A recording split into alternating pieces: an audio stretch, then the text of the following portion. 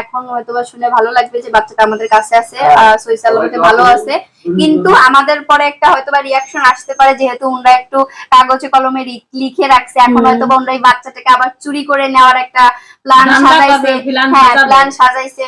আমাদের যদি কোনো ক্ষয়ক্ষতি হয়, আমি তো এটা আমি জিডি করে রাখবো, আমরা স্টেপ নেব। হ্যাঁ, আমাদের যদি কোনো ক্ষয়ক্ষতি হয়, আপনারাও কোথাও যে ওই ইন্ডিয়া করেন না, ওই ইন্ডিয়া যেও শান্তি পাবেন না রে, বুঝছেন? কথা একটা হলে এমনি বর্ডার পার হয়েছে, বুঝছেন?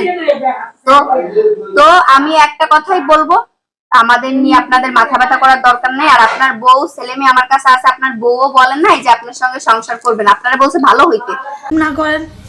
আমি যে কিছু করতে পারি না, প্রতিবন্ধী মাইয়া, আর এই যে কোনো কাজ করার কোনো রাস্তা নাই।